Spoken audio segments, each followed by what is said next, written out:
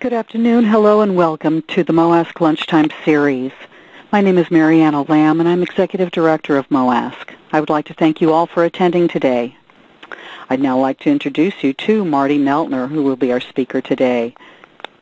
Marty is founder and president of Neltner Billing and Consulting, a full-service medical management firm located in Independence, Kentucky. The 30-year-old company has provided management support and physician billing services to more than 1,000 practices, representing more than 350 physicians. Marty is an avid healthcare blogger and has written numerous white papers as well as articles and abstracts appearing in peer-reviewed publications. He regularly conducts seminars across the country, and if you've been in MOASC long enough, you've probably attended quite a few from him. And as a matter of fact, last year he did a presentation for MOASC in our billing program, and he will also be doing an advanced billing discussion program this summer for us again. Marty is also a strong advocate for physicians and patients and plans and participates in grassroots activities on local and national levels, meeting often with members of Congress, the Senate, and other government representatives.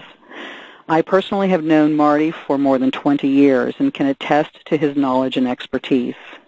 Marty, thank you so much for joining us again this afternoon, and looking forward to hearing what new information you can share with us. Well, thank you, Marianne. I hate to say this, but you gave our age away. So, well, we started in our teens, didn't we? That's exactly right. That's exactly right. So, anyway, okay, I'm going to jump up. I'm going to tell you when to advance the slide. So, I want you to go to slide number 4. But anyway, in number 4 here, we're talking about the agenda, which is basically I got a compliance disclosure. Talk about Modifier 25 defined, arguments why the visit is necessary. The visit, of course, is separate from infusion time. I want to talk a little bit about performance accounting, how it relates back to the Modifier 25 and the visit, and talk a little bit about regulations. So those are sort of the topics under the agenda. So the first thing you have to do in a compliance program, this is very important, is the clinical nurses and the MPs, PAs, and physicians all need to sit down and answer one question. And that question is, should every patient be evaluated in a hematology-oncology practice? And if everybody agrees to that, and then you write a policy around it, because that will back up what you're doing as far as the evaluation process. So it is important to have a policy in your compliance manual that you all agree that every patient should be evaluated, and if there's certain patients you don't think need to be evaluated, then you so choose, and that can either be an exception in the policy or you can leave it kind of open-ended. But I think it's important that you establish that criteria, because that's the first thing you want to be responding to if anybody's challenged you on your coding of an office visit on the day of chemo, because the answer is quite simply that the patient has to be evaluated before they get the infusion therapy. That's bottom line. So the second thing I want to talk about here, we're going to slide 6 now. We'll talk about compliance. Make sure that this talk is added to your compliance folder we gave you last year on the jump drive. So it's very, very important that you continue to follow a stellar compliance program, because that will also protect you. More and more practices that are getting audited and losing in their audit processes because the first thing they can't respond or deal with is they don't have a compliance program. By having a compliance program, you're saying to the payer, to the insurance company, to Medicare, Medicaid, whoever, that you're doing the best you can to decide how to bill and code for appropriate services, and therefore they cannot really come in and penalize you if you so happen to make what I call the honest mistake. They may be able to take the money back, but they should not ever be able to assign what they call the triple damages of penalties that typically does happen in a huge audit. So that's very, very important to make sure you follow your compliance program. You've got the jump drive. You should be continuing to put articles and different talks in there, and anything that you look up, reference, all should be part of that program. Okay, and this, of course, seminar follows the OIG Voluntary Compliance Program, and of course I want to tell you, live compliance every day. Okay, we're on slide number 7. I want to talk a little bit about the Medicare audit in Georgia. And by the way, there's a physician by the name of Dr. Feinberg. He is a medical oncologist who is a part of that practice. I had been trying to get a hold of somebody to talk to me about this case, and they were all under a gag order because of the case, but they finally did lift some of that gag order. So Dr. Feinberg, who was a physician in that practice, talked to me at great length about the case. And Mariana, he is willing to come out there most probably and address the physicians and managers if you so want him to do that. He is a part of that Cardinal P4, and I believe you are buying drugs through Cardinal, so that might be a good segue to having him come out there and reinforce what I'm saying in these slides today. Because what I did find out is that the time period was in 2004, and if you recall, for you veterans around, 2004 is when we were transitioning over to the new coding system. And so there was a lot of confusion about when to bill a visit, when not to bill a visit, because prior to 2004, there was no work value for the chemo supervision, so physicians had the nurses seeing the patients, and they were billing a level 1 visit, 99211, for that assessment, and the physicians were seeing patients on other days where the nurses were not seeing the patients. So it is true that prior to 2004, the nurses were seeing a lot of the patients and evaluating those patients and doing a toxicity assessment, doing weight, vital, and blood pressure, and then going back to the physician or working off of a standing order routine, and that was the standard of care at that time. Since that time, of course, chemotherapy has become even more complex, and now we have physician extenders. Prior to 2003, we really didn't have a lot of extenders, and now we have a lot more extenders available to help the physicians see their patients, and so therefore, that's just transitioned us following the guidelines that in 2004 and 2005 we shifted over and started, the providers started seeing the patient, which is what Medicare was really after at the time. So the supervision value in chemotherapy, which I'll talk about later in the slide, is one value, is really a nurse assessment supervision and compliance supervision. The evaluation is separately identifiable simply because the patient must be evaluated. So the time period was 2004 where they were audited, so there was a lot of confusion about billing when they should be billing. As a matter of fact, we believe in that practice the nurses were actually doing the evaluation, and in transition the physicians were going down the hall and popping their head in the door, doing what we call a how-do-you-do visit, and they were billing what I call a level 2 or level 3 service, but in fact they were really not doing the assessment. It was really the nurse doing the work. Nobody will really attest to it, but I know from my own experience that many practices were doing exactly that back in 2004 as they were transitioning over to the new systems. As a matter of fact, I've come across several practices, a couple even in California, just recently, last year, that still had the doctors were seeing the patients back in the infusion area.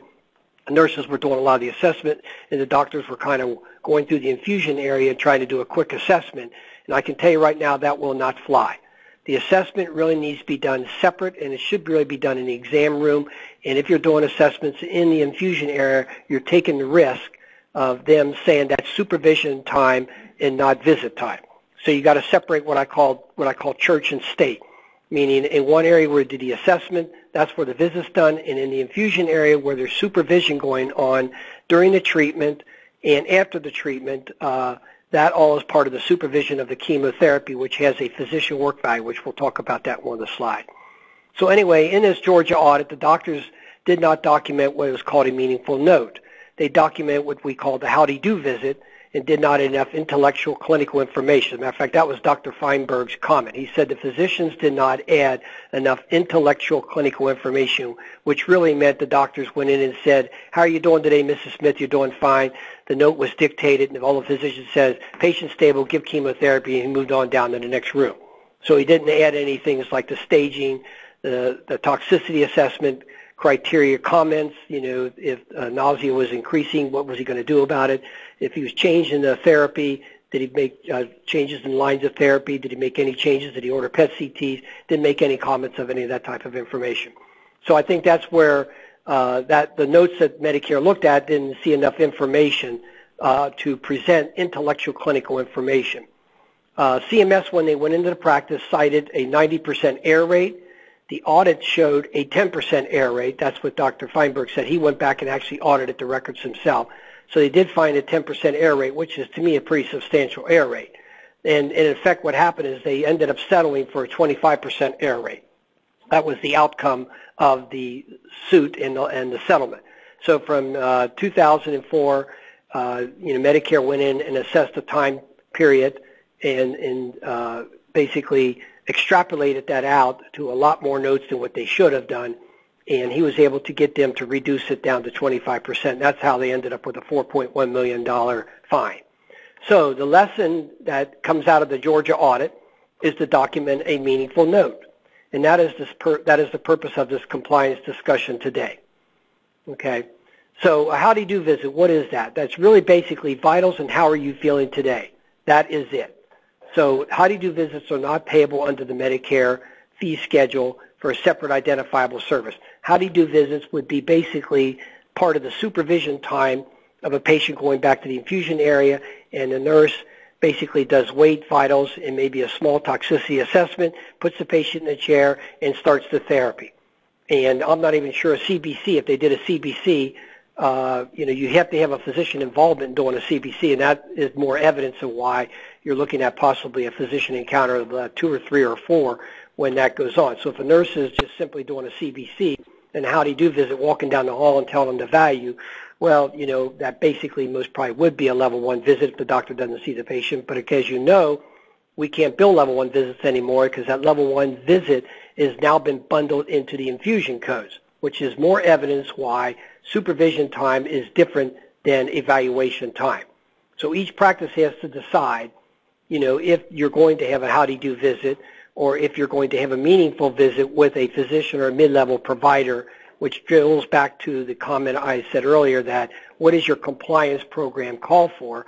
Should every patient be evaluated by a provider? If not, then write that in your policy and go forward. But keep in mind, the way the Medicare program is designed is that in oncology, where physicians generate their income is really from the visits. So if they give up any of their visits, they're giving up income. Because in effect, what Medicare is doing is the drugs are basically cost-based, the infusion is cost-based, and so at the end of the day, when a physician sees patients, that's where he's generating his income from. If you do performance accounting analysis, it proves out every time. So if you give up those visits and start sending those patients back to the infusion area, then the physician is in effect saying, I'm willing to give up my income, but still take the risk of if anything goes wrong with that patient that I will be responsible. And that in itself is one of the prevailing arguments why physicians should never give up the right to be able to bill visits on their infusions patients that must be clinically evaluated before they're treated. Okay, we're moving to slide number 9. Here's some more evidence to back up why you should be able to bill a Modifier 25. It is significant separately identified E&M by the same physician or other qualified healthcare professional on the same day of the procedure or other service. This is right out of the CPT book. Infusion is a service, and it's above and beyond the usual preoperative and postoperative procedure. And if you notice in the citation in the CPT book, they talk about preoperative and postoperative. So really what they're talking about is Modifier 25 in effect really applies to patients who are coming in and having some type of a procedure like a bone marrow biopsy or some other type of surgical type procedure because they're talking about the preoperative and postoperative procedure. We don't have that in oncology. And our service is really a service and it's not a procedure. So that is some of the argument of why our significant separately identifiable service is unique and different and must be provided. As a matter of fact, I will comment later that basically we should not have to put a Modifier 25 we're billing chemotherapy in our office. As a matter of fact, physicians in hospital settings do not have to put a Modifier 25 on their visit when they're billing an office visit. That's more evidence. So if a doctor's employed at a hospital setting where they got the 340B or they are just simply employed by hospitals and they see the patient on the day of chemo, he can bill a visit and not put the Modifier 25 and nobody will ever question whether that should be paid or not. So it's ironic that the physicians in hospital setting can go ahead and see their patients and bill them without being challenged with the Modifier 25 because they don't use Modifier 25. But yet if you go to the private office setting where Modifier 25 is required, you are subject to some kind of review and challenge, which is an interesting paradox that we are dealing with today. Makes it harder for private oncology practices to survive when they have to live under these rules.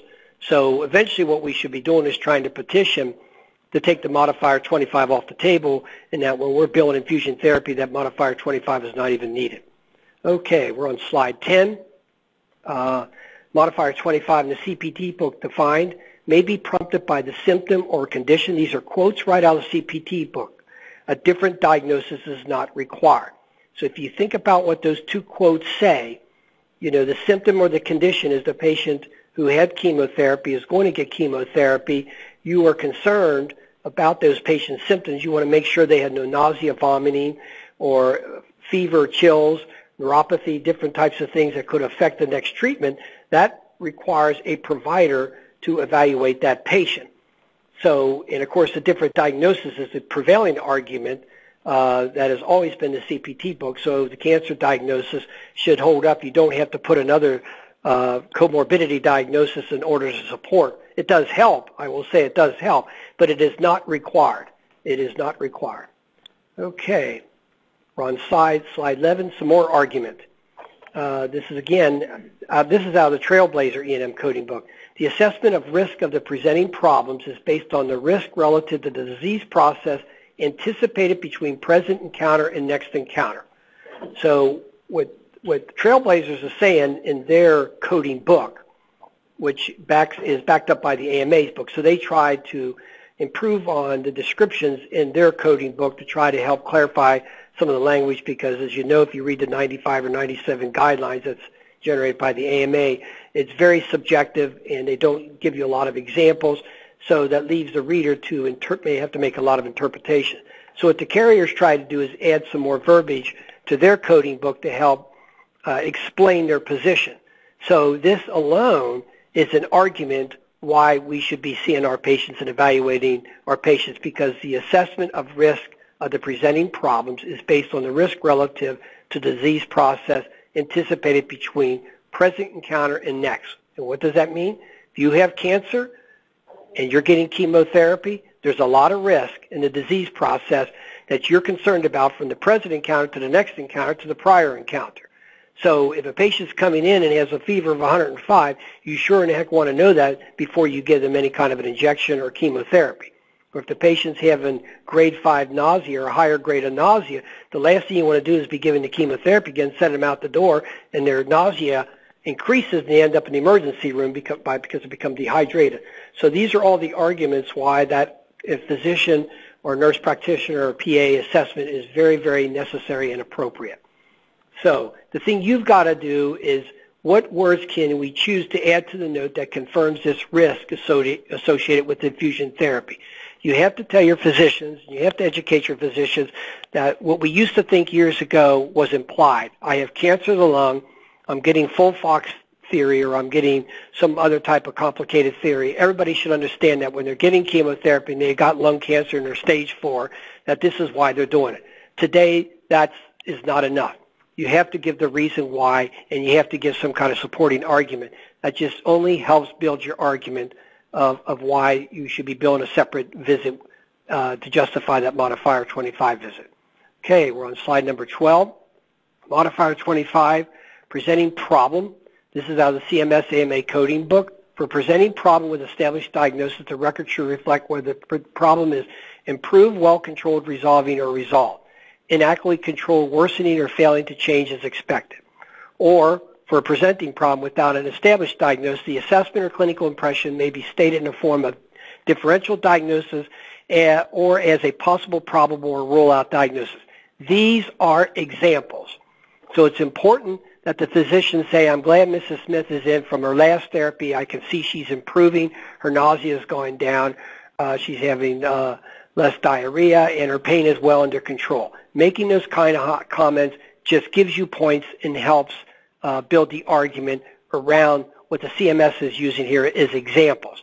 But the interesting thing about these examples, and we're going to go to slide number 13, is they didn't comment about a stable patient. In other words, they gave you examples about patients where the condition is worsening, the condition is changing, but they never give you an example about a stable patient that results from a medically necessary visit by a provider. So if you look at the 95 guidelines or 97 guidelines under risk, yes, it's a level 3 if the patient is stable. But if you go down and look at the chemotherapy or drugs causing higher toxicity, that's a level 5 risk. So what happens is the 5 risk trumps the stable condition of the patient, and that increases the acuity of the patient visit because of how the coding works. And that's a very important thing to understand, because the goal of therapy, the goal of the encounter, is to keep the patient stable. So if you are keeping a patient stable, that is the justification to continue seeing the patient, because that helps support. why you should be billing that visit, because you are being successful in keeping those patients out of the emergency room. Okay, we're on slide number 14. Toxicity assessment. If you refer to the form in your compliance folder, of course, the chief complaint and HPI, the review of systems based on toxicity. These are all elements, meaning what we used to have in the physician note, and it stood up very well in audits. And if you had the HPI and you went through the review of system, you just said everything was negative, that was acceptable. Today, what they're looking for is grading. They want to see today is a grading system. Do you have a nausea of grade 5? Do you have a pain of 6 or a pain of 3? It's important to try to get to using a point system, because that helps validate more than just a yes-no under the review of system. And it's not that hard to do it. And if the patient has any kind of higher toxicity, they should be addressing it. Doesn't mean you have to make a decision, but you are addressing it, reviewing it, and you're monitoring it and keeping it under control. That is all very important.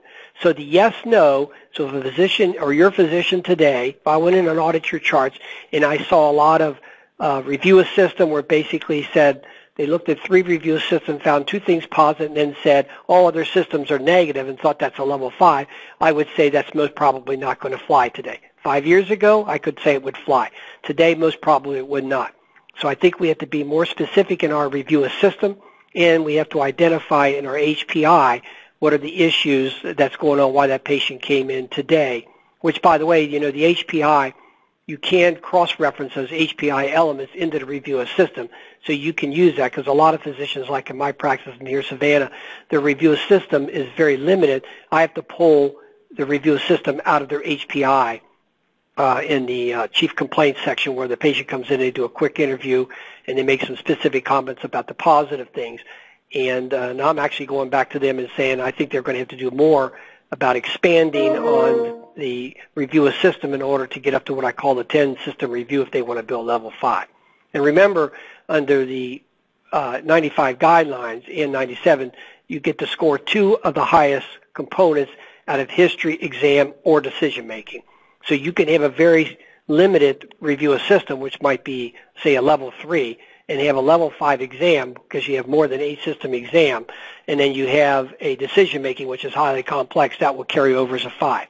But be careful, because a lot of physicians, what they do is they document a level 5 visit exam, not the review, exam, because that's what they're used to doing. So what you have to do is sit down with them and try to come up with the classifications. We talked about this last year, classification of visits. Is this type of a visit? If a patient comes in on the day 2 or the day 8 chemotherapy, would you expect to bill a level 5 exam that day? And the answer most probably is no. They should be billing a 5, say a 4 to 5 or 6 exam, which would put them in the level 4 category. Fine. Build your template around that and make it more of a level 4 instead of making every note look like a level 5. That's what you don't want to do. You don't want every note to look like a level 5. You want the note to look like a level 4 when it's a level 4. You want the note to look like a level 3 when it's a level 3, et cetera, et cetera. Okay. Number 15, the three categories in the CPT book. If you go back and read the preamble very, very carefully, you will find the arguments why a provider visit is medically necessary. So under the hydration category, under therapeutic, prophylactic, diagnostic, injection, blah, blah, blah, that category, and if you look under chemotherapy, read each one of them, you will see comments made over and over again about the medical necessity and the arguments of highly complex chemotherapy requires, some physician or provider intervention. So if you go through and read those preambles, you can see the arguments right there. And again, what I'm doing is I'm giving you arguments. And the reason I'm doing this, and again, if you are interested, I just recently, in the last 4 months, I put together a 5-page document because I had 4 different insurance companies who sent me letters and said my doctors are overcoding and they're seeing too many Modifier 25 visits. So I wrote a letter back to all of them and said basically everybody else is doing it wrong, we're doing it right, and here's my citations why we're doing it correctly. And I have not gotten one response from any of those insurance companies. So what I said to the physicians, this is my validation, because I responded to them and said they're wrong and we're doing it right and we're going to continue doing it this way. And every time they send me a letter, I'm going to send that form, basically that 5-page document back to them that builds the argument as to why our physicians should be able to bill the 25 modifier office visit. So if you're interested in that document, just get a note to Mary Ann. I'd be more than glad to share that with you because it has a lot of citations in it, a lot of good information that will help you to feel comfortable when you respond to these insurance companies like Blue Cross and EchoCare, and different companies are coming in and sending these letters basically saying that they think your doctors are overcoding or they're using modifier 25 too many times. All you want to do, you have to respond back to them. Okay, you have to push back, because if you don't, then it looks like you agree with them, because that's what happened in my practice. I had 3 of my doctors the next day, they started downcoding, and I had to go back and encourage them not to do that. So it's very important that you respond back to these insurance companies and tell them that you're doing it right. And invite them. I don't care. They can come in and audit my notes anytime they want. They're going to find my doctors are doing it correctly. Okay, slide 16. Modifier 25, its purpose was to deal with surgery or procedural coding that does not permit a separate visit on the day of the surgery or scheduled procedure. For example, bone marrow procedure falls this category. I mentioned this earlier. I'm just validating it again with this slide here to let you know that the modifier 25 was really not designed for us, and we should not be really using it at all. But, you know, it's a computer edit problem, and that's why we have to do it. Okay. Okay, we're on slide 17. CPT book Infusion Preamble. Supporting arguments for a visit on the day of assessment for infusion. Requires direct supervision under hydration. Requires periodic of patient assessment, which implies supervision under therapeutic assessment. Chemotherapy services are typically highly complex and require direct supervision. These are all comments that are made in those preambles that I pulled out. And keep in mind, a lot of this is talking about direct supervision under hydration. This is the work value under the supervision chemotherapy that they're talking about. So you have to separate that church and state. So when a patient's back there in the area of the infusion area, Medicare in 2004 recognized that a physician work value existed and put a work value assigned to each of the chemo codes to pay them for supervision from the time the patient hits that chair and they start the IV until the IV comes out and when the patient goes home. That's all supervision time. That's different than the evaluation time. So you have to separate those two. So what the CPT book is doing is talking a lot about supervision time under infusion therapy. And basically what that's saying we're paid for supervision time for supervision. We're paid a visit for evaluation of that patient, and that is a separate identifiable event that does not require a separate diagnosis. Okay, slide 18. Okay, and this is the most prevailing argument that I've won many, many times in arguments with insurance companies. You've all seen this. And if you'll notice that term intra-service and supervision of staff, I mentioned that earlier when we talked about the phone calls. That's a very important term to understand because that validates that physicians do not always have to be face-to-face with a patient in order to bill for a supervision time or for an evaluation. So if the patient's back in the infusion area and the nurse walks down the hall, knocks on the door and goes and sees the doctor, and the doctor gives her instructions on what to do, and she goes back and deals with that patient, he didn't have to go back there to the back in order to have an eyeball-to-eyeball with the patient to bill for supervision time. He was able to bill for that supervision time because the nurse came to him, because that's what that supervision time is, versus what they call when he's seeing the patient in the exam room. So please try to understand the difference between supervision and evaluation. They are two distinct types of things that happen in a medical practice, two different types of events, episodes of care that are separate, identifiable. That's very important to understand that. Okay? On slide number 19, when is a visit not required? Okay, this is always a question that I'm asked, and my answer is always when the physician decides it's not medically necessary.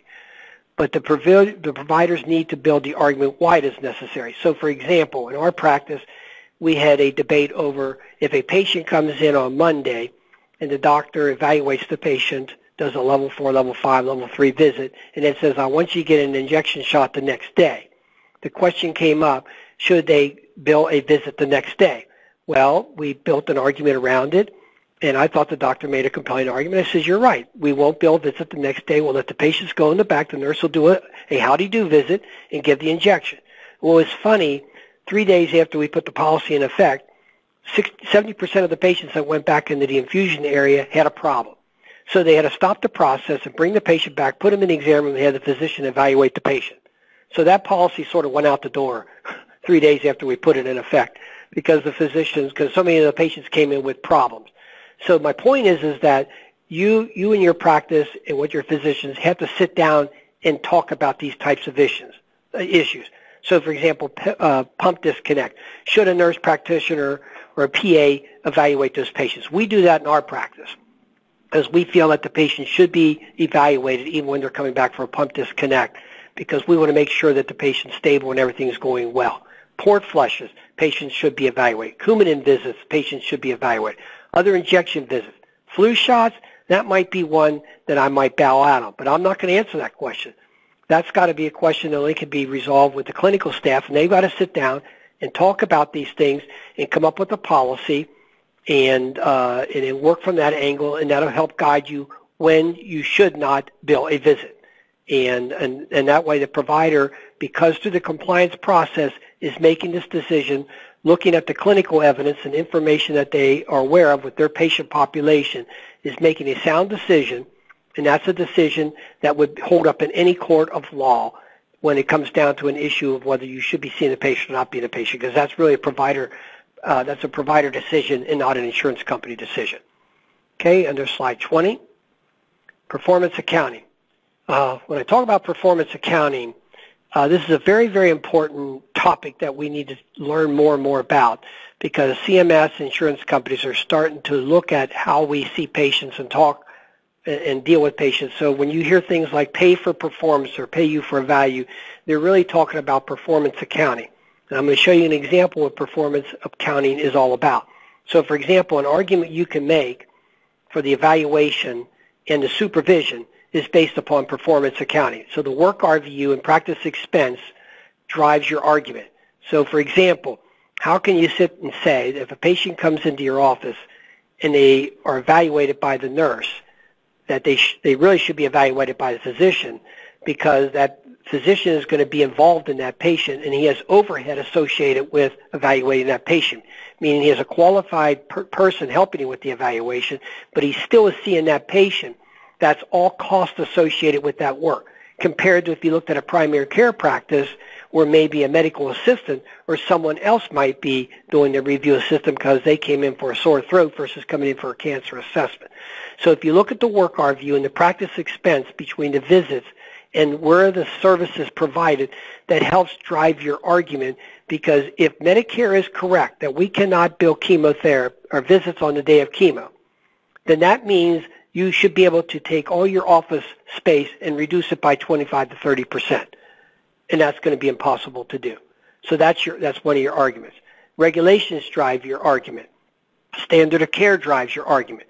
Now, and of course, oncology costs are higher than primary care, and having the physician's assistants and the nurse practitioners available to help you see in all these patients also drives the reason why performance accounting, using the work RVU and the practice expense component to be able to explain your argument.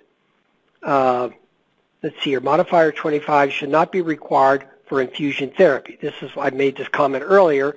I'm not going to go through a lot of this except that, physicians have been part of the Medicare resource-based healthcare system since the 1980s. And it's always been our policy that the provider visit was always needed. Now, prior to 2003, yes, the nurses were seeing those patients, but I can guarantee you most of the time the physicians were going back and actually evaluating those patients for those what I call 99211 visits. But today, even more, the provider visits are necessary because the therapies are more complex and more intense than they were in 2003. So if you went back to 1980 when I came in this business, all we had was 5-FU, and we had Cytoxin and methotrexate. Cisplatin was our most complicated drug. Well, back then it was different than what it is today. Now you got Folfox, Rituxan, and you got all these very highly toxic drugs that are being used on patients, and that requires even more need for a patient evaluation. So Modifier 25 is appended to every visit associated with infusion therapy in a private office simply because other services are offered on the day of the infusion is approved. So, for example, I am aware of some practices, they have the patient come in the day before, and so they don't have to use the modifier, and then the patient comes in the next day for infusion therapy.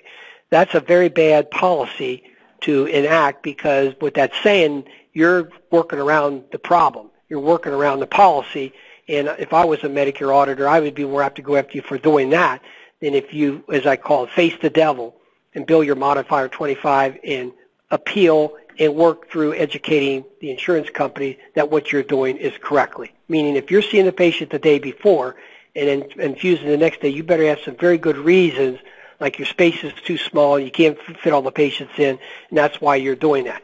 So the point is that if you're doing that, if you're not doing it, it's interesting. If you have the patient come in the day before, you can get away with billing without the 25.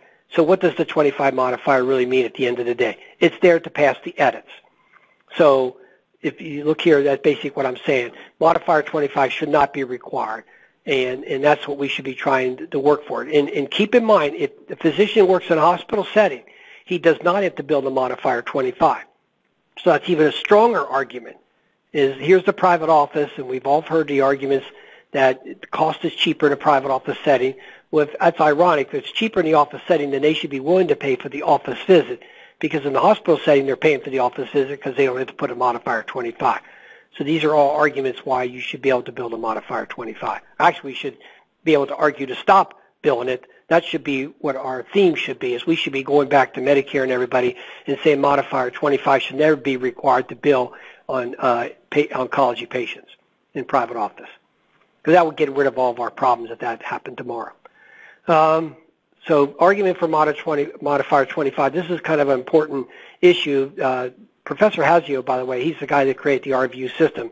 So I went back in time and found what he said about why providers should be paid for an office visit. And he put 4 elements to physician work as time, mental effort and judgment, technical skill, and physical effort, and psychological stress.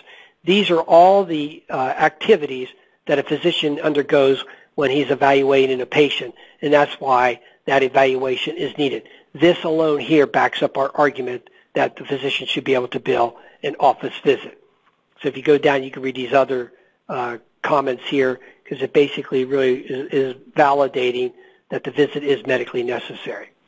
Okay, and actually the bell curve for hematology and oncology would be higher by the nature of non-specialty guidelines, because remember, the guidelines that we follow are non-specialty.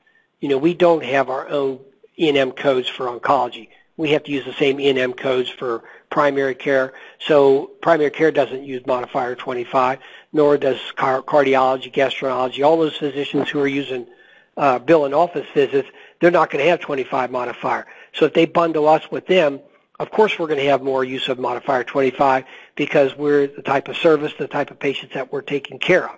And that's another argument, of course, why we should try to be petitioning to remove the modifier 25 when we bill our office visit on the day of chemo. I mean, it's interesting. We're not required to bill a 59 modifier on every one of the chemo codes that we bill, or some other modifier. It's just the modifier 25 for the office visit. So these are arguments why that modifier 25 should be removed. Okay. Visit is separated from infusion supervision. The RVUs are different, and the next 2 slides will verify this. A lot of people don't understand this, and I'm going to go through this kind of slowly. And of course, the time period is different. The location of the service may be different, and provider versus nurse howdy-do, meaning a provider is doing much more than a howdy-do visit. So but I will caution, if nurses are performing the initial toxicity assessment, then providers should be seeing the patient and validating that toxicity assessment that they did on that patient as a compliance guideline. Like in our practice, what we do is our medical assistants do the toxicity assessment, and then it's validated by the nurses in the back before the patient gets the chemo, and we do a comparison to make sure that things are looking similar, because we want to make sure that the patient is telling us what really is on their mind as far as how they feel. Because sometimes if the nurse, as you all know, a patient will go in to an exam room and they'll tell the medical assistant or the nurse one thing, and they'll tell the doctor something completely different. So that becomes a challenge, because you need to verify 2 or 3 times to make sure that the patient's feelings or what's going on with their symptoms is exactly what's happening in order to move forward or not to move forward with therapy, which is, by the way, another argument for a visit. Okay, slide 24. If you look at this and just go down and look at your 99212, 3, 4, and 5, if you notice you go across, you can see the work RVU, and then you can see the non-facility, which is the private practice. That's the practice expense RVU. The next one is the facility practice expense. So if you notice, the RVU is lower. Okay, and so when you look at the two overall, even though the work value is the same in the hospital setting and the private office, it is the same. The physician work value is the same. What makes it different is the practice expense. And the reason why is doctors in location 22 hospital setting do not pay rent, so their practice expense is lower. But the work is still the same. So when you look at this, you start thinking about it and you say, well, if that's true, then the evaluation in a hospital is the same evaluation in a private office. They're getting paid the same, so why wouldn't we be allowed to bill that visit? And so that's one work RVU, and that's one practice expense. So just circle 99214. At 8470, that's the work RVU. Now, go to the next slide, which is on page 25. Here's the supervision value. So if you go across, you have the work value, and you have the non-facility. And if you notice, the hospital and private office is the same. Why? Because really, there is no practice expense in a hospital setting. But if a doctor did rent space there, you know, even though it's a facility, he would still bill it as a private office non-facility. So I don't know why they kept that practice expense item there under the facility. That should be really a zero value. But it doesn't matter because you can't bill the code. A doctor cannot bill that code in a hospital setting, so it's kind of a moot point. But look at the work values. Now I'll look at your 96413. That's the prevailing code that we bill 99% of the time on every patient. If you go across, the work value for that code is $15.95. And so you're looking at $15.95 supervision value compared to physician work value of $84.70. So when you start thinking about this, if a physician is sending a patient back to the infusion area and not assessing or evaluating that patient, then in effect he's giving up that $84.70, and he's saying to himself and saying to everybody else in the community that I think the supervision value of my evaluation is really only worth $15. Now, if you notice, I added 3 other codes there because one of the things that Medicare did do is they did put a work value on every code. So typically speaking, supervision value on a typical patient going back in the infusion area is worth about $46. That's simply supervision value. That's not evaluation value. It's supervision. So you're looking at $84 compared to $46. So what Medicare is saying, we recognize an evaluation process and we'll pay you $84 for that evaluation or higher or less depending on what level visit you bill. Then we're also going to recognize that patient back in that area, in the infusion area, during the treatment and after the treatment, that all that time that is going on, the physician's responsible, the physician's got risk, the physician's available to answer questions. He has to be on site and available to take questions and deal with patient problems. That's what the $46.75 value is. So when you're talking to insurance companies, you have to explain to them the difference between supervision value and evaluation value. So these 2 slides are very important to understand those 2 elements of performance accounting, work RVU, and dollar value of what is required in order to supervise the patient and what is required to evaluate the patient. 2 separate, distinct, separation of church and state things that are required in order to take care of our cancer patients. Because I assure you, if practices today gave up and stopped seeing all of their infusion patients, they would have more problems and the doctors would be running back in the infusion area more frequently because the evaluation process was not handled properly. And I think if that ever happened, I believe it would prove out. So, you know, that's what you don't know, because I don't know how many practices are really out there have stopped seeing all their chemo patients. Be interesting to see what's going on in the marketplace. I've not seen that yet. I see everybody still seeing their patients, still evaluating their patients, but I'm starting to see evidence of people shrugging away from it, and they're starting to cut back 50% of the time, and I think that's a mistake. So go back to the first slide. Should every patient be evaluated? Yes, they should. Good. Then set your policies and procedures up. Go forward, evaluate the patients appropriately, and then set up the supervision value appropriately, and your performance accounting will mirror your coding, your billing, your collections, and covering all of your overhead in the practice. Okay. All right, next slide here. Under Table 2, E&M coding audit under management options. These are interesting comments I found in Medicare's website when you start looking at their definitions that they have added to the E&M coding. So one of the Medicare carriers actually put these comments in there under the decision-making part. They said, like, do not count as treatment options notations such as continue same therapy or no change in therapy. So what the Medicare carrier is saying, if you see evidence in the note where the doctor just says, continue therapy as is, they're going to basically say that doesn't count, and that's not an intellectual discussion about the patient's condition, and that's most probably a note that will be denied and put under the 25 modifier and say you shouldn't be billing that patient visit. So these are clues that I look for. So things that 5 years ago, if the doctor said same therapy or no change in therapy, continue treatment, I would still give him credit and say you're okay, everything's good. But today, no.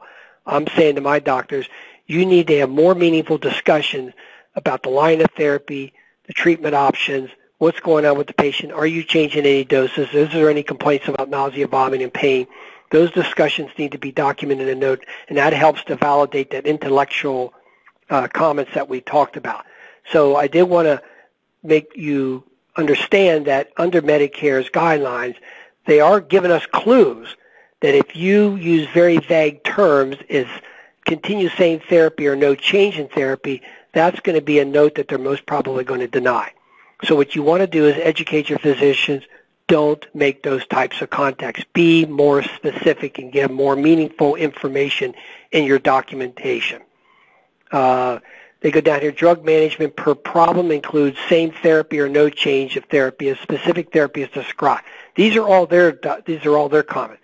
Record documents what the current therapy is and that the physician reviewed it. Those changes for current medications are not required, meaning if they see a patient come in and there was no change in medication, they're going to try to argue that that was not a valid visit. Well, that's not really true, because a dose change review is just as important as a dose change where you have to make a change. So you just have to make sure that you make a very good comment. And as you all know, pretty much the doctors are writing the orders every time the patient comes in anyway. So that would be more validation to help back up that your note is medically necessary and appropriate. But these are terms that Medicare is relying on when they see these things in the note, that they're going to try to use that as an argument to say that visit was not a valid visit in order to bill the modifier 25. So, and they do make a comment here, the record must reflect conscious decision-making to make no dose changes in order to count for coding purposes. So conscious decision-making means to make a comment, this is a full Fox theory stage 4 cancer, and we are reviewing the orders in order to ensure that the patient remains compliant during their course of treatment. Our review system indicates the patient's toxicity is within the correct grading that allows us to move forward with the treatment. That type of documentation. And of course the physicians, they know what I'm talking about. They just got to do a better job, tell a better story, because today we have to educate these people of all the things that they're doing to take care of patients. Okay, and besides, the other thing you can make the argument to them is a lot of times when you're pre-certing a patient to get chemotherapy, they want to see the notes anyway. And the notes, depending on what you say in the note, helps you with the pre-cert or, to get these different antiemetics covered based on the patient's condition. So that's kind of an important thing to keep in mind. For example, ordering PET scans, given the reason why, if they put that in the note, that makes it very easy to get the pre-search taken care of. But if you don't put these types of things like the staging, the lines of therapy, and what treatment they're on, and what's going on with the treatment option, that sure helps when you're sending that note in for pre-cert purposes, which a lot of times the doctors don't even know this is going on. This is all behind the scenes with the billing people. And, all of a sudden the claim gets denied. Nobody knows why it was denied. Well, really, in effect, when you go back and look at the note didn't have enough information in it to validate what they were doing. And so then the first thing you do is you go ask the doctor to type up a letter of medical necessity. So to me, when you ask the doctor to write up a letter of medical necessity, that's evidence of failure of the note to have the important things in it in order to validate what's going on to prove your case is why you're giving this patient these treatments. Okay, slide number 27. And we're starting to run out of time here because I want to leave 5 minutes for a discussion. The rest of the slides pretty well cover, I think if you read through them, you'll pretty well understand initiation of changes of treatment. You need to be making comments about that. I did want to make a comment about Modifier 24 on slide 28. We found that Railroad Medicare was denying our office visits on day of chemo, and the reason was they weren't looking at the modifier correctly. They were looking at if Modifier 25 was really Modifier 24. So, Modifier 24 talks about unrelated evaluation of management service. So it took us a while to get to the bottom of that, but we did get that straightened out with Railroad Medicare. So I just want to make you aware that you got two modifiers, 25 and 24, that can be very confusing to an insurance company, and sometimes people don't look at the claim close enough to know that we're really talking about 25 and we're not talking about 24.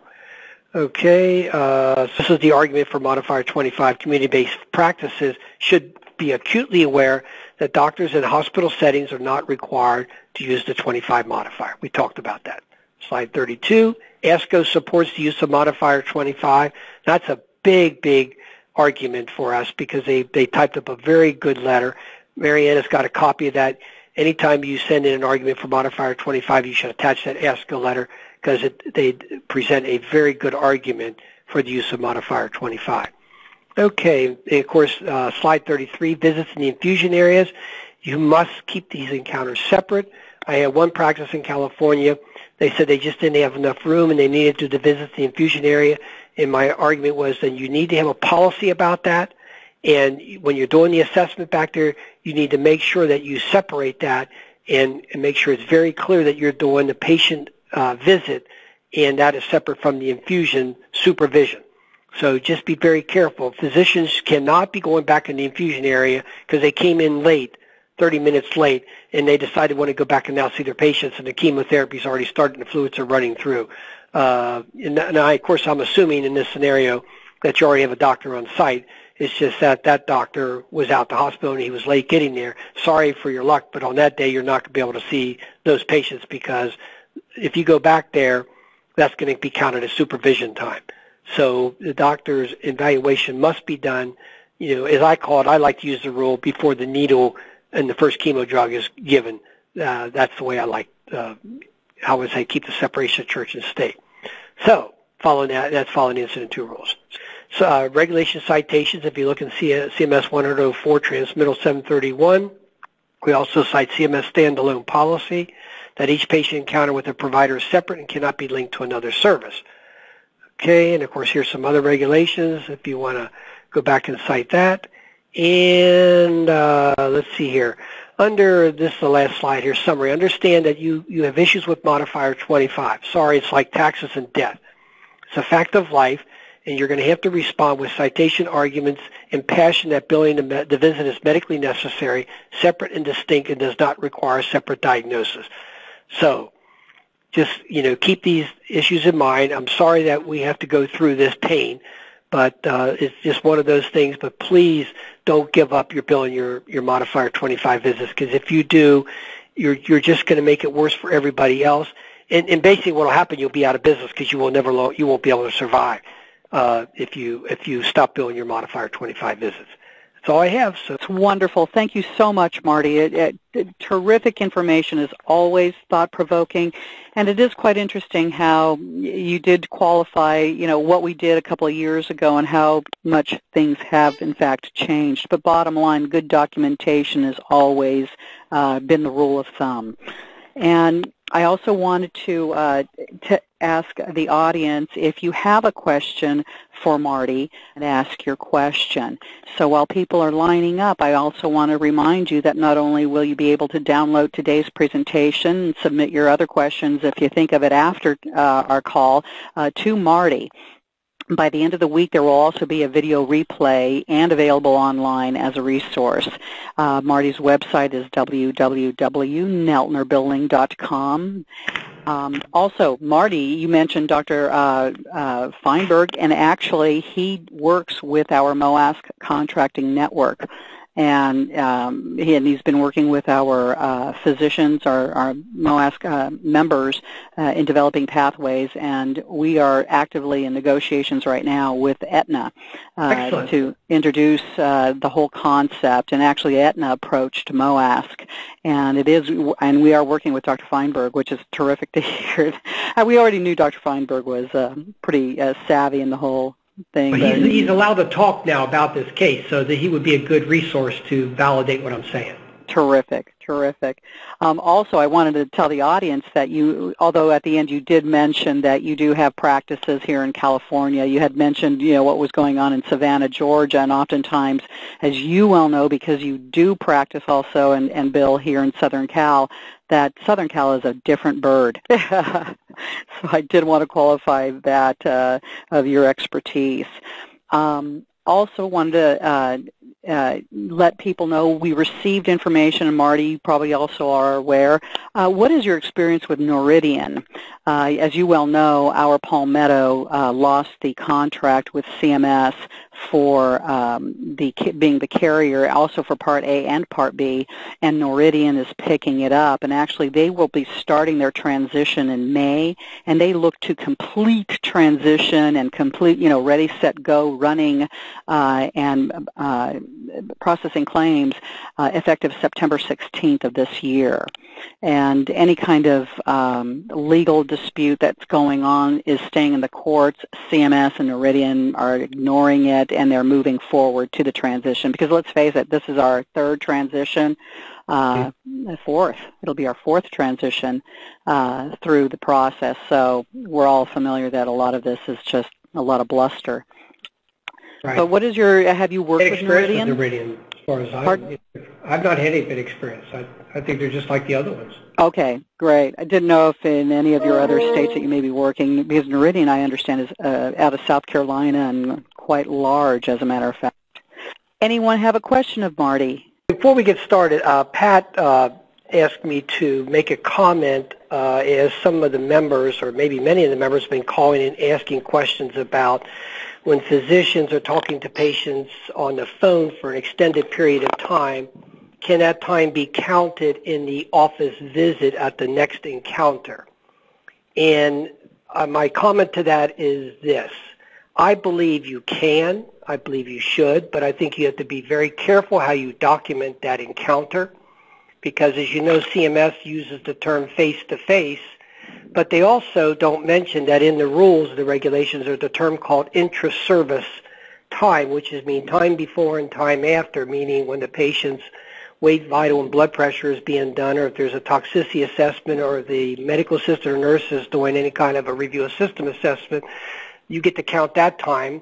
If the doctor goes back in the room and talks to a doctor, you get to count that time. And as a matter of fact, if he just mentions in his note, I'm going to talk to the referring doctor or a couple of physicians, he gets to count that time. So it's not very, very clear what that means. And so what we do is take the position, as long as there's a meaningful discussion that is medically necessary and is documented very well, that you should be able to tag that to your note as an addendum and reference back to it and count that time. So let's assume that a doctor talks to a patient on the phone for 20 minutes about a serious problem and orders some lab work, and therefore avoids an admission because of that discussion. And make sure the patient takes fluid management, says, I want you to show up in my office next week and we'll attend to your problem tend to the problem at that time. So what happens is now you've got a meaningful discussion, you've got an encounter going on where the doctor is giving the patient advice on what to do, which, by the way, is most probably avoiding an admission to the hospital or visit the emergency room. So what I say is that the doctor needs to dictate a note, document a note, and to me it should be called the Intra-Service Meaningful Outcome Note. That would be, to me, the title or the subject matter. And what the doctor should do is identify the problem, what issues did he address, get into a meaningful summary of what was told to the patient, and if there's any test ordered, of course, he should also mention that, and comment basically, I'll see you in the office, and he should actually make a comment if he thinks this is going to save an admission. He should make a comment that this is saving valuable healthcare resources by talking to this patient on the phone, especially if it's 10 o'clock at night or 11 o'clock at night or 2 o'clock in the morning. So what the physician should do is document that time very carefully, and then when the patient comes in, so if the patient comes into the office and he does a level 4 visit, which is 20 minutes, to me he could count the other 20 minutes and bump that up to a level 5 based upon the counseling that went on during that phone conversation that has now been reinforced during that encounter. So that's how I would answer anyone that is interested and has that need to be able to bill a service, but be careful, because if a physician's on the phone for 5 or 10 minutes, most probably that will never fly. But I would say use the rule of thumb, 20 minutes or more, that you could most probably start documenting that type of activity and make sure you get a good note in the chart. And most probably, especially if you believe that you're saving resources by keeping the patient out of the hospital, because that's what the insurance companies are interested in knowing. They want to know that you saved an admission, you saved a visit to the emergency room, and it's this type of thing that they're willing to pay for, and I don't think you'll have any problems. So moving forward, covered that subject. Marty, I hate to interrupt you, but could I just dovetail quickly off of that? Sure. Even still, if the patient and the physician spends less than that 10 minutes on the phone, if that physician does document in the medical record, so when the patient then presents face-to-face, the physician can actually go back to that conversation and reiterate, and even at that time potentially increase that E&M level depending upon the response of the patient that he probably wouldn't otherwise have if the patient just presented. Did I make myself clear? Probably didn't. Well, it's a good example. Well, you're still a good example. You're basically using the 10-minute rule. So if they spent 30 minutes with the patient, and now we got another 10 minutes, that would bump you to the 40, what I call the level 5 encounter. Right. That's how I would look at that. Yes. Yes. And again, as you indicated, and I can't support it enough or enforce it enough or encourage it enough, is the time. Is the documentation of that time. And I think that's an excellent idea in terms of also documenting what the that is a decision in the decision-making process the physician documents is, do I send the patient to the hospital or do I, just treat patient in the office and go from there? But just even documenting simply decision to treat patient, send patient to hospital or treat in office, okay, these are the decisions why I decided to treat in office. Something as simple as that. Okay, correct. And if anybody has any specific scenarios or questions, please email us and let us respond that way so that we can kind of get a handle on what kind of problems you're coming up against. Excellent. So thank you, Marty. I apologize for interrupting. No, that's fine. Hi, I have a question. My question is pertaining to 99211. Mm-hmm. Okay, I noticed that you left the 99211 out of the RVU tables. Correct. Okay, now, you kind of alluded to the 2003, where I think it was, when Medicare basically decided as their policy that they would no longer honor 99211 if it's not, it's on their fee schedule, but if it's not performed by a physician, they're not paying it, is the way that I take the short version of the policy. Well, I guess you could argue that, but really what they're saying is when they did the conversion in 2003 was what I call the year that they made the switch. 2004 was the first year we went to what they call G codes. And they took the 99211 work value. That was the basis of adding the work value to all the infusion codes. That's why they say you can't bill 99211. Yeah. See, that's why they say you cannot bill 99211 on the day of infusion therapy, because they actually took that value of $11. Okay. $12, whatever it was, and then they went in and did some crazy calculation and came up with, the work value, like the 96413 is like $90 or $80, is a higher value than the subsequent codes, like sequential, concurrent, and all that. Yes. So okay.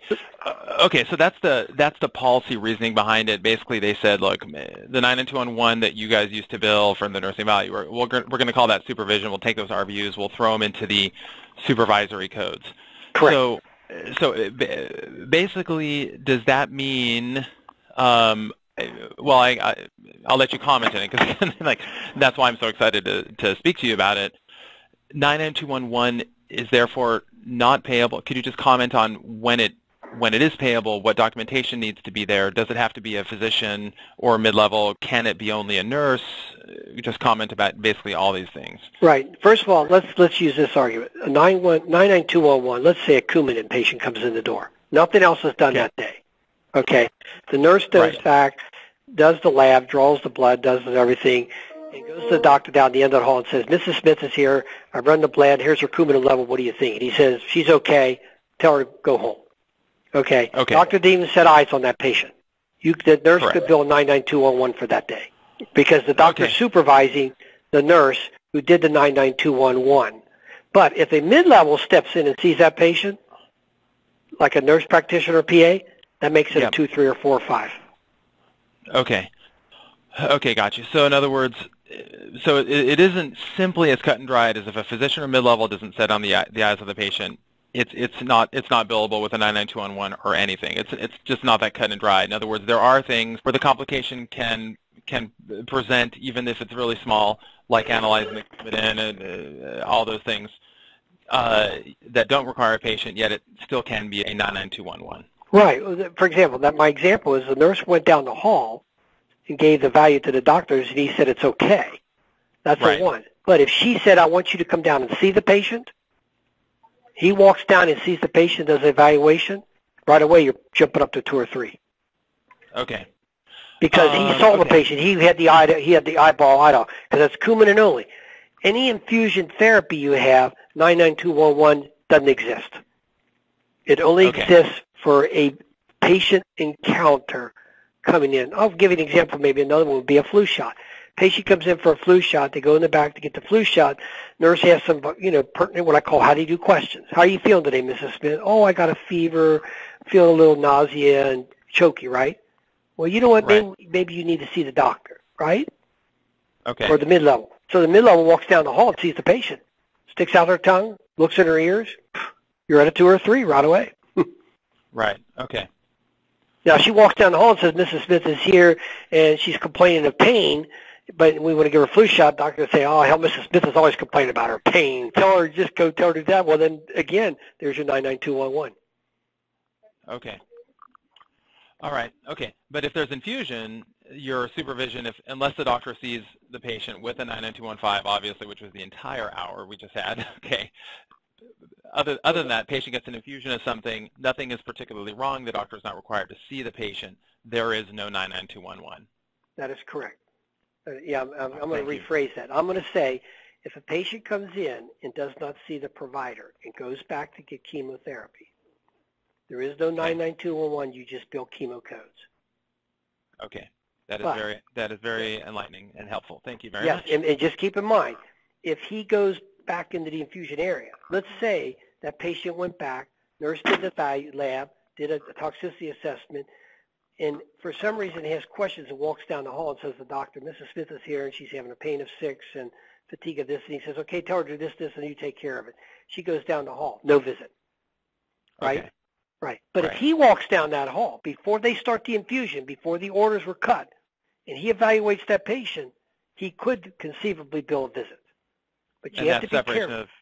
That's the separation as you call it, because it's prior to the beginning of the infusion. That's right. What I try to do is, because too many practices and the doctors get into this routine, oh, I'm just going to blow through the infusion area. No. You know what I mean? Because I had one doctor doing that.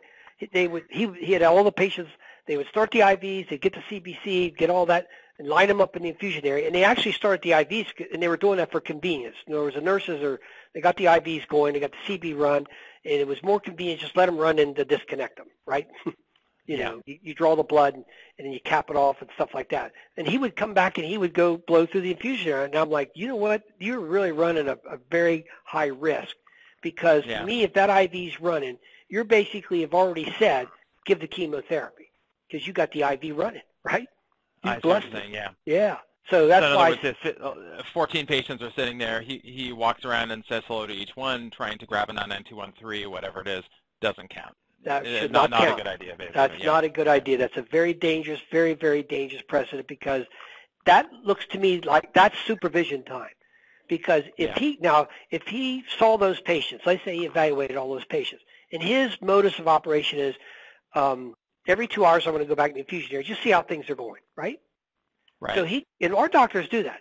They'll go back in the infusion area and they'll walk around, they'll shake the hands, kiss the babies, and do all that kind of crap, you know, do all these wonderful things. And that's supervision time. And they may ask, they may ask the patient, how are you feeling? How's the therapy going? Oh, doctor, I got a little stinging, you know, it's burning a little bit. And the doctor called the nurse over, nurse said, yeah, she's been complaining about that, but we did this. Okay, fine. There's your supervision value, right? I see, yeah. So he's actually, that's evidence of supervision during therapy, but it's not an office visit. That's what he's getting paid, that 99211 value or that $45. That's why it's always important to say, hey, look, you are getting $45 over here, so don't think you could come back and bill another $85 because, you know, you're getting $45. But if you want to get the $85, evaluate the patient before they go back there. Right. You know, okay. Because there are some doctors who really have a hard time with this. They don't think the patients need to be evaluated. And I'm not going to sit here and tell them when they need to or not to. That's their business, right? Yeah. But I can point out performance accounting saying, if you're right, if you want to do that, that's okay. You can do that. Usually the reason they do that is the doctor's by himself or one or two doctors. They don't have a mid-level helping them out, and they can't get through their patients. They can't get through all the patients. Right. They have 25 patients that day or something. Yeah, that's exactly right. So they got 10 getting chemo, and they end up seeing 5 out of the 10. The other 5 don't get seen. Well, you know what? That's not something. If they had a mid-level, they should be seeing those patients, okay? They're really giving up revenue because 9 out of 10 times, they're back there taking care of those patients. Yeah. To me, it sounds like a very rough, you know, thumbnail way to basically say it is, you know, look, a visit is when you're in a private room with a patient. If that's not it, in other words, I'm talking rule of thumb. I'm not talking a very strange exception, but the visit is when you're in a private room with a patient. When they're getting the chemo or whatever, that's supervision. That's right. Like I had a practice in Chicago, and the nurse practitioners were seeing the patients in the infusion area because they just didn't have enough room. They were out of exam rooms, right? Okay. I said, I'm okay with that, but you better have a policy about it, and you better have your process set up that you're evaluating that patient before you stick a damn needle in that arm. Or if you stick a needle in to do the blood, you cap it off, and you don't start infusion air therapy until after that order's been issued, and you document it as such. So I blessed that, but I said, you better make sure, because what happens is people get sloppy, you know, or they get in a rush, and they get behind, you know, they do things like that, so I said, you got to set the rule and you got to watch it. And I told the compliance auditor, I said, you better be auditing this every other week to make sure they're following the rules, because providers tend, you know, and they like to blame us for that, right? As far as other payers, I mean, obviously this is this universal. In other words, obviously Medicare is the biggest rule lawgiver in the land, obviously. But pretty much everything you should promulgate to all other payers as far as billing, coding. This rule really is not a Medicare rule. This is an AMA coding rule. Okay. All right. That answers my question. Fine. So the 25 modifier is truly an AMA coding rule. But I think if it were up to me, and I've told Mary Ann and them, and I think you guys should be petitioning her, a letter should be written to ASCO and ask ASCO to write a letter to the AMA to petition them to change the coding book so that the 25 modifier is not required for chemo. All they got to do is put a damn sentence in the preamble. If they would put a sentence in that preamble and says modifier 25 is not required to bill a separate identifiable to bill a visit on the patient day of evaluation. If they did that, modifier 25 would go away. Right. And they've got the argument. They've got the argument to make the argument. For other specialties, you know. Yeah, well, I mean, the argument is if your doctor works in a hospital setting, he don't have to bill a modifier 25. Yeah, that is actually a brilliant argument. I mean, It's a solid It's argument. kind of obvious, yeah. Yeah, it's so stupid. I mean, Yeah. here they are trying to keep the patients out of the hospital, and they set the rules up to encourage you to put them in the hospital. Right, yeah. Oh, God, it just drives you crazy. But nobody's up there presenting those arguments to the AMA. That's what I used to do a lot of, and I finally said, look, I'm 63 years old. I'm getting tired of making these arguments. All of a sudden, these young kids get up there and start doing this. So I'll let you do that. That'll be your charge. Yeah, there you go. Okay. Well, thank you very much. No, my pleasure. Any question, you got my email. That just give me a call, or if you. How many docs are in your group? Giving any. You know, we actually bill for a couple of different practices. So, Okay. In any event. Well, if any time you have a problem or something like that, sometimes it takes get the doctors in the boardroom, get them on the phone, let me talk to them. They'll do. You know, sometimes it has to Yeah, happen. I know what you mean. Yeah. Okay. Okay. Good luck, All right, my thank friend. you. Okay, and this is off the subject. I just had a question. This is Katie Marsberry to help you with your question. We're giving sanostatin injections in our office, and I was billing the 96401 for the injection. Is that correct, or we're supposed to be using the 96372? No, the 96401. The 96401 is correct. Yes. Okay. That's what I wanted to know, because there's a patient questioning us, telling us we're billing for chemotherapy administration when sanostatin is not actually chemotherapy. No, it is not. But that's not really considered for chemo. That's just for IM injection of a drug. Even though the 96372 is also used, this is used in participation with chemotherapy. Is it more like because of more complex agent, correct? Right. So that's what I can explain to them, because I was like, but that's how we've been doing it for several times, but I was just wondering. Yeah, that's correct. Okay. A couple of other announcements. I want to just remind people of our general membership meeting on May 9th, and our next lunchtime series is on May 29th. Marty, I can't thank you enough for all your help and education. And one more time, Marty Neltner's website is www.neltnerbilling.com. You have a great day, Marty, and the rest of the audience as well. Have a great day. Thank you for joining us.